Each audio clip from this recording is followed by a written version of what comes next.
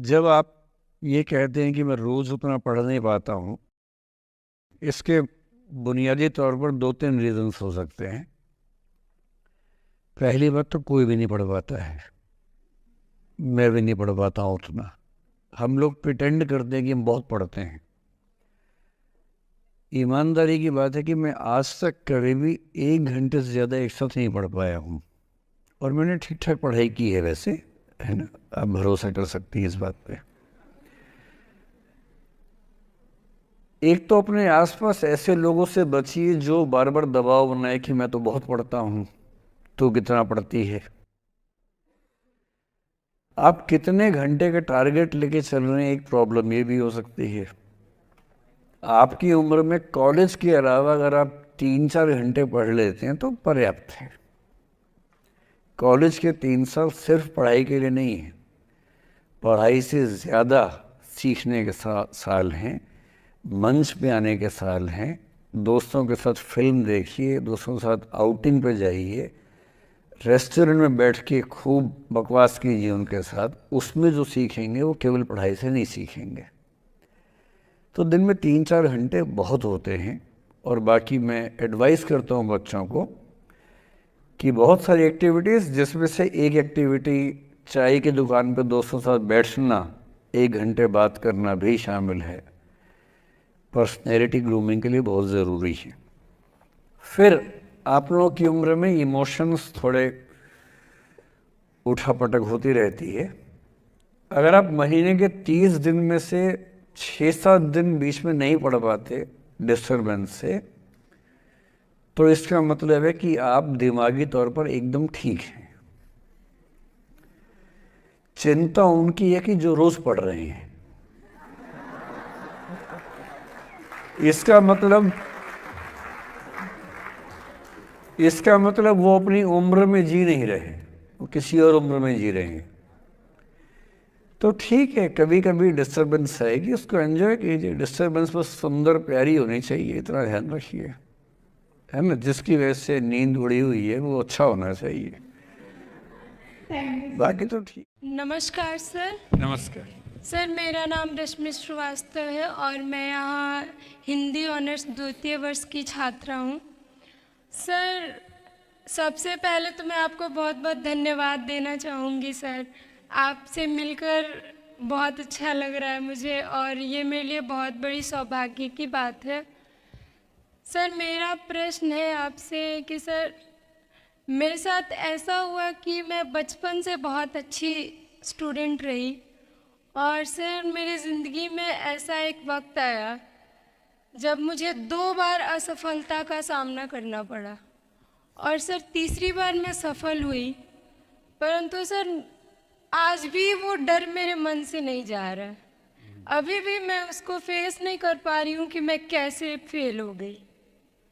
और सर कभी ऐसा होता है कि मैं सो रही हूँ और रात में मुझे वो डर लगता है कि आगे मैं नहीं कर पाऊँगी। मुझे ऐसा लगता है कि आगे अगर मैं कुछ अच्छा करना चाह रही हूँ तो मुझे उस असफलता का डर रहता है कि जो मैंने फेस किया है, और सर मैं उससे उभर नहीं पा रही हूँ। मतलब मेरे ख्याल से ये असफलता आपसे ज़्यादा आपके माहौल की, आपके पेरेंट्स, आपके टीचर्स की है कि उन्होंने आपको, मतलब कुछ बच्चे अपने आप से इतनी उम्मीद पाल लेते हैं कि फेलियर झेल नहीं पाते। आप वैसे बच्चों में हैं। जो आपने कहा ना कि मैं शुरू से बहुत अच्छी स्टूडेंट रही हूँ, ये दुर्भाग्य की बात है, ये अच्छी बात नहीं है। मैं नहीं चाहता कि बच्चे अच्छे स्टूडेंट बने। अच्छे स्टूडेंट का मतलब जो बहुत पढ़ाकू किस्म के होते हैं, सीधे स्कूल से घर, घर से स्कूल, घर में घुसते ही होमवर्क करना शुरू किया, वैसे बच्चे ज़िंदगी में बड़े परेशान रहते हैं। बच्चों को होना चाहिए छटा हुआ टाइप का, शरारती, बदमाश, मतलब काम भी करें स्कूल का, लेकिन बेसिकली आपको स्मार्ट होना है, कॉन्फिडेंट होना है। पढ़ाकू होने से ज़िंदगी बहुत अच्छी नहीं चलती है। ज़िंदगी के लिए ना व्यक्तित्व चाहिए। हुआ क्या आपके साथ, आपको बता दिया गया कि अच्छा बच्चा वो है जो पढ़ता है, होमवर्क करता है, आपने वो सब किया, तारीफ़ें आपकी इतनी हुई होंगी कि बेटा तुम तो कुछ भी कर दोगी, आपको भरोसा हो गया कि मैं कुछ भी कर दूंगी। लेकिन ऐसी ऐसी तारीफ़ें हर गांव हर मोहल्ले में कई बच्चों की हो रही थी। जब उन सब में कंपटीशन हुआ तो कुछ सफल हुए, बहुत सफल नहीं हो पाए। तो जो सफल नहीं हो पाए उनको बहुत बेचैनी हुई। आपका सौभाग्य है कि अब तीसरी बार में सफल हो गई। कई ऐसे लोग हैं जो कभी सफल नहीं हुए ज़िंदगी में, उनको भी तो जीना है। तो मैं एक ही बात कहूँगा, अपने आप से उम्मीदें कम कर लीजिए। और ये आसान नहीं होता है। इसका तरीका ये है कि एक दो ऐसे अच्छे दोस्त जो अच्छे भी हैं, दोस्त भी हैं और बहुत उम्मीदें ना रखते हैं, ना आपको रखने देंगे अपने आप से। डायरी लिखने से लेकर कुछ अच्छे उपन्यास पढ़ना, अच्छी फिल्में देखना, जो आपको सहज होना सिखाएं, न कि महान होना सिखाएं। महानता से बड़ा कोई रोग नहीं है, इस चक्कर में नहीं पड़ना है। सामान्य होना है। असली जद्दोजहद सामान्य होने की है, महान होने की नहीं है। सहज होना है। तो अपने आप से क्या कहना, रोज कहना है, कोशिश पूरी करूंगी, सफलता मिल गई तो बढ़िया, नहीं तो क्यों डरे, जिंदगी में क्या होगा, कुछ ना होगा तो तजुर्बा होगा। और भाड़ में जाए सीधी सी रात। नमस्ते सर।